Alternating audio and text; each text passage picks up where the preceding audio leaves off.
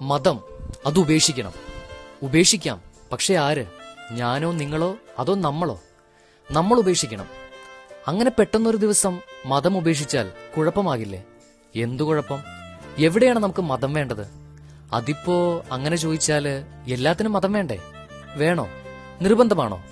ചികിത്സിക്കുന്ന ഡോക്ടർ സ്വന്തം മതക്കാരനാകണമെന്ന് നിർബന്ധമുണ്ടോ? ഇല്ല. ആരായാലും അസുഖം ഭേദമായാൽ മതി. വിശക്കുമ്പോൾ ആഹാരം തരുന്നവർ ഏത് മതക്കാരനാണെന്ന് തിരക്കുമോ? ഇല്ല. വിശപ്പടങ്ങിയാൽ മതി. വിദ്യ നൽകുന്ന ഗുരുവിന്റെ മതം ചോദിക്കുമോ? ഇല്ല. ഏത് മതക്കാരനായാലും അറിവ് പകർന്നു തന്നാൽ മതി. വ്യഭിചരിക്കുന്നവർ പെണ്ണിന്റെയോ ആണിന്റെയോ മതം ചോദിക്കുമോ? ഇല്ല. ആരായാലും മതി. ദാഹിക്കുമ്പോൾ വെള്ളം തരുന്നവരോട് മതം ചോദിക്കുമോ? ഇല്ല. ദാഹമടങ്ങിയാൽ നന്ദി പറയും. വിൽക്കുന്നവർക്കോ വാങ്ങുന്നവർക്കോ മതമുണ്ടോ? ഇല്ല. വിൽക്കുന്നവർക്ക് പണവും വാങ്ങുന്നവർക്ക് വസ്തുവും കിട്ടിയാൽ മതി. രക്തം സ്വീകരിക്കുന്നവർ മതം ചോദിക്കുമോ? ഇല്ല. ജീവൻ രക്ഷപ്പെട്ടാൽ മതി. തമാശകൾ കേൾക്കുമ്പോൾ സ്വന്തം മതക്കാരാണ് പറയുന്നത് എന്നറിഞ്ഞിട്ടേ ചിരിക്കാറുള്ളോ? അല്ല. ആര് പറഞ്ഞാലും തമാശയാണെങ്കിൽ ആരും ചിരിക്കും. നോവിന് മതമുണ്ടോ? ഇല്ല. ആർക്ക് നൊന്താലും നോവുന്നവർക്കറിയും. കഴിവുകൾക്ക് മതമുണ്ടോ? ഇല്ല. ആരിലും വന്നു ചേരാം.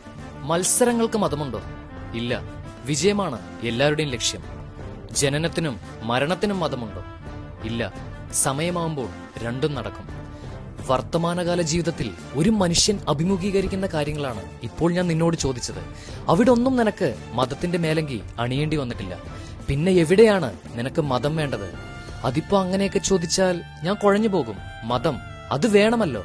മഴയ്ക്ക് മതമില്ല, പുഴയ്ക്ക് മതമില്ല, സൂര്യനും ചന്ദ്രനും മതമില്ല, മണ്ണിനും വിണ്ണിനും മതമില്ല, പകലിനും രാത്രിക്കും മതമില്ല, കടലിനും കാറ്റിനും മതമില്ല, മൃഗങ്ങൾക്കും ചെടികൾക്കും മതമില്ല. പിന്നെ ആർക്കാണ് മതമുള്ളത്? മനുഷ്യന് മാത്രമാണ്.